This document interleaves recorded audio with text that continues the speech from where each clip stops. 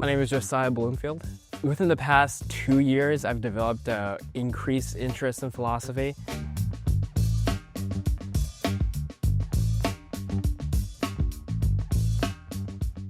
I'm using the senior thesis project to put down on paper a lot of the things I've been thinking about recently.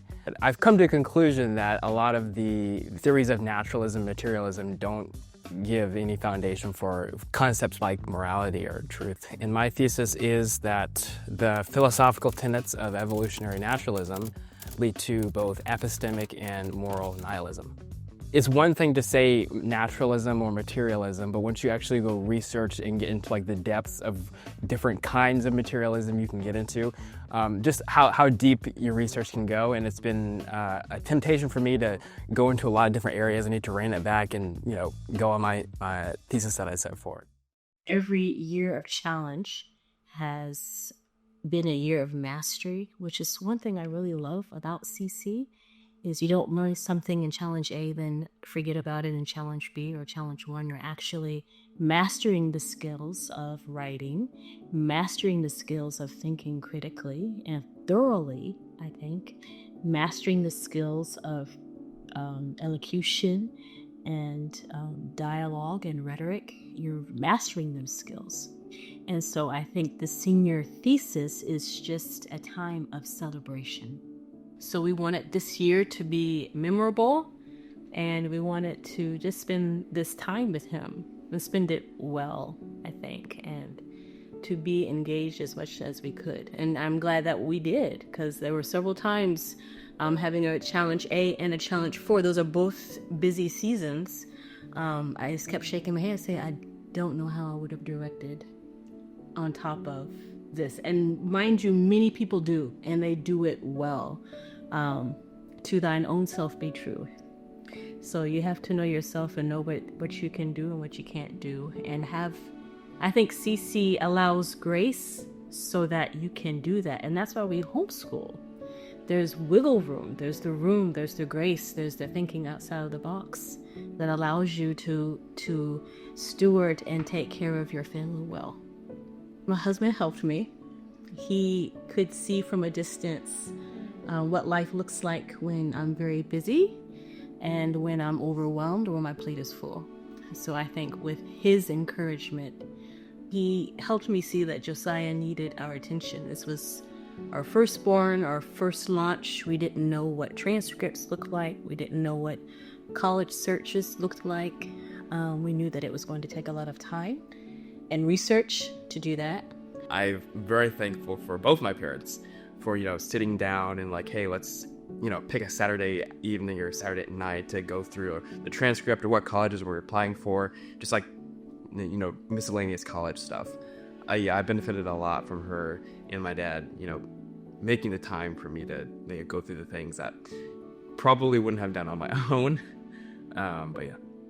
Dad has been really instrumental because of where he works. He just has a plethora of people who can mentor and guide Josiah well. And once he had his topic, really, I did very little. The rest was Josiah. And it's been wonderful to see him take ownership of it. And you see that maturity. You see maturity in the process. I had this idea. Now I'm being responsible and disciplined and adult to organize and manage my time so that this project can be done and can be completed. Yes, so I think I'll definitely be using my subject of senior thesis for majoring either in philosophy of ethics or law later on in college. Who Josiah was in Challenge A is not who he is in Challenge 4, and that is a good thing. It's a very good thing, and it makes you feel confident to send them forth. If the motto of CC is to know God and to make him known, I feel confident that that will happen in a beautiful way. Good morning. Thank you for my judges. If we're ready, we can begin. In my thesis, when I say nihilism, I mean the absence of objective facts, both moral and epistemic. However, my evidence is not of the empirical sort. It doesn't come in the form of statistics or data charts. My evidence is rather definitional, using philosophy to follow the tracks of various ideologies to see what implications it may imply in regards to the nature of the world around us. Thank you. Josiah, this was a lot of fun. Thank you. As your mentor, I told you at some point, I think during our process, I didn't even know half these words when I was a senior in high school. You have delved into a deep and rich topic that probably not too many of your peers around the country are doing at this point in life. I thought that you developed a clear and succinct thesis, and one of the things that I wanted to see in the process that you're demonstrating right now, the way that you presented is that you got out of being behind the philosophers that you quoted, and you were able to put it in your own voice. And I think that you were successful in the process. The paper really started singing towards the beginning of page 5 when you were talking about how naturalism corresponds to reality, and the implications that brings out when we have these conversations with students at Bucom, and this thinking about the ability to live into one's worldview as a real true test of the tenable nature of the worldview. I think that's what you're trying to press out here. Yep, exactly. And I'm just curious, what were those initial influences? For example, this was new to me. You're a Latin student. I know you think about this a lot. But QED, quod erat demonstratum.